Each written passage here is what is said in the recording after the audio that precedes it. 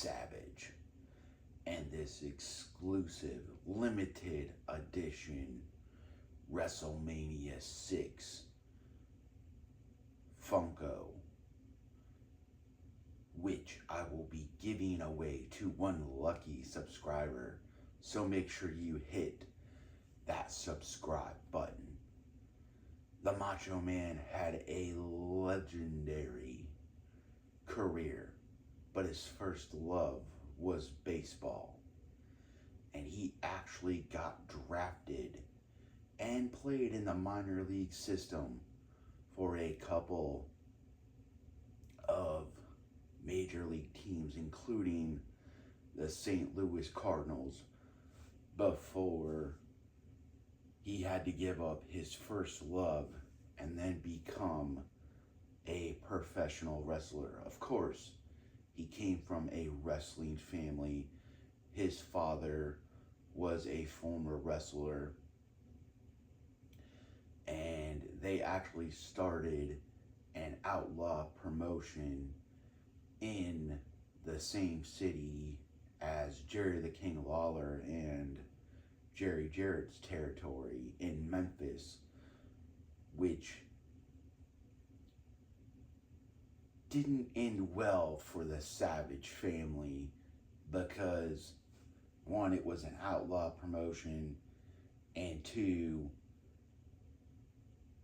having two promotions in the same city just never works. One of them's gotta go eventually, and Memphis had the backing of the old territory system, which was the NWA, and of course Savage and his family, they didn't have any backing other than what they were making, didn't have any pull or anything, and eventually the promotion faded out. But it was definitely a fun little promotion while it lasted, and gave Memphis and Lawler some competition that there could eventually be more than one promotion in the Memphis area. But of course, Randy would leave and make his way to the WWF, where he would have one of the most legendary runs in the 80s with him and his actual wife, Miss Elizabeth. Forward thinking when it came to giving himself a woman as a manager, and the parts that she played in building his legendary career cannot go unnoticed and unrecognized.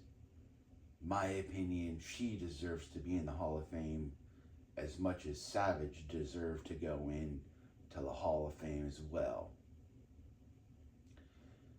And he had some legendary matches with Ricky the Dragon Steamboat at WrestleMania 3. I mean, you want to watch an incredible match. That is an incredible match. He main evented multiple WrestleManias.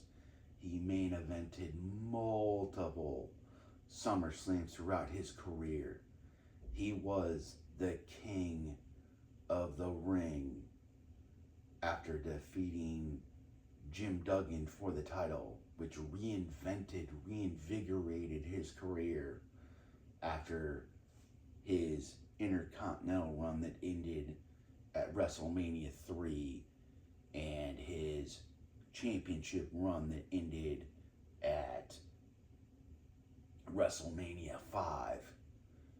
He main evented back-to-back WrestleManias. He won the tournament at WrestleMania 4 and then faced Hulk Hogan at WrestleMania 5.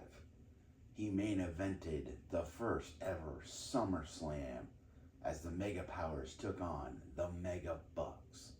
And then of course, he main evented the second SummerSlam, where he and Zeus took on Brood Eye and the Hulkster. But he was always a great heel. He was a good babyface, but he really found his bread and butter being a heel. And after he lost the title at WrestleMania 5, reinvented himself as the Macho King and took Sensational Sherry as his manager, it only reestablished him as a top player in the game. And the Macho King persona would last until 1991. And he would face the likes of Dusty Rhodes, the American Dream, baby, at WrestleMania 6. And then he would go on and face the Ultimate One at WrestleMania 7, where he would kayfabe retire. But of course, like any wrestler who says they're gonna retire, that doesn't actually happen. And by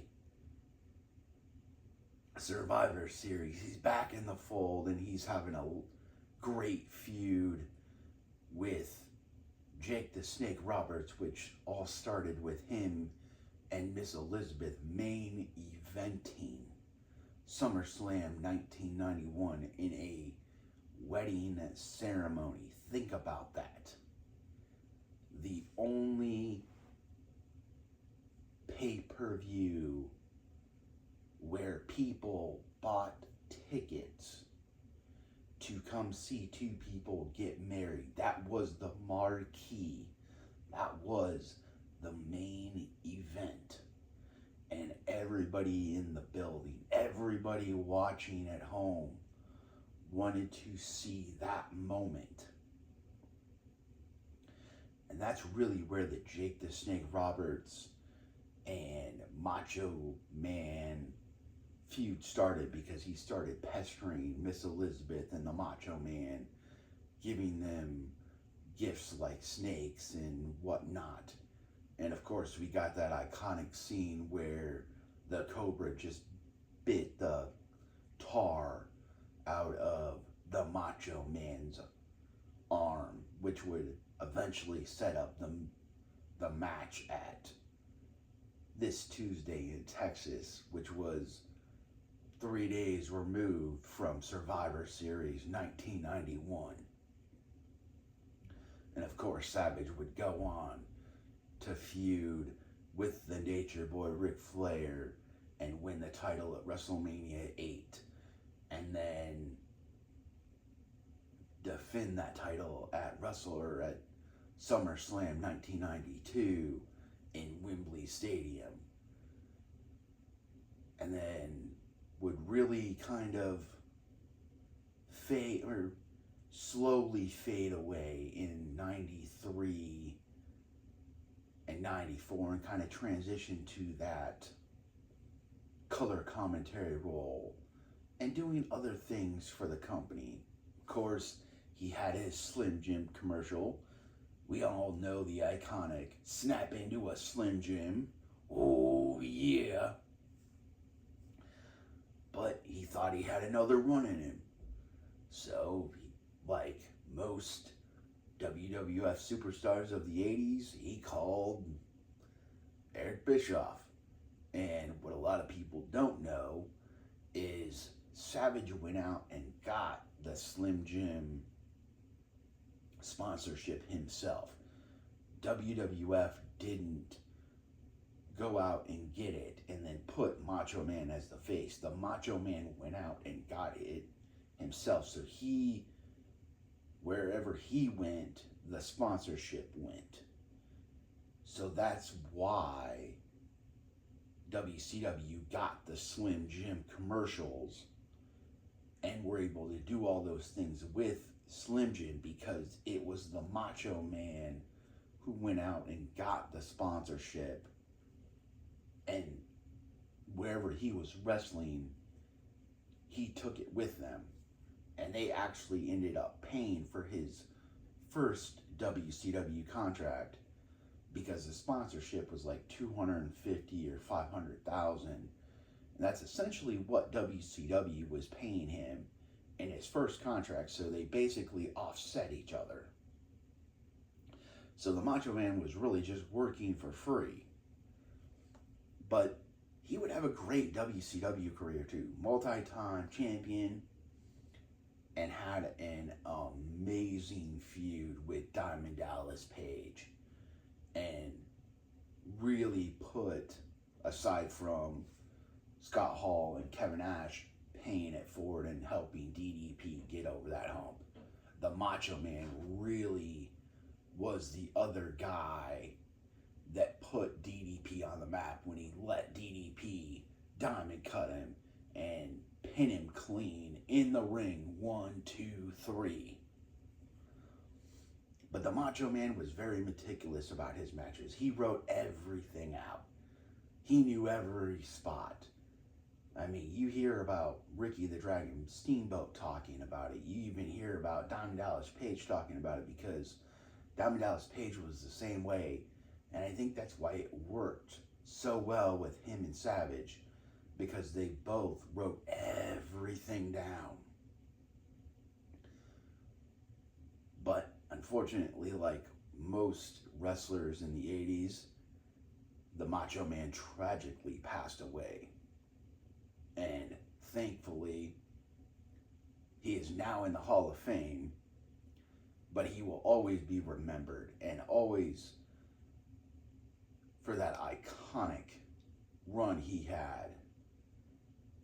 And I hope you all enjoyed learning a little bit more about the Macho Man, Randy Savage.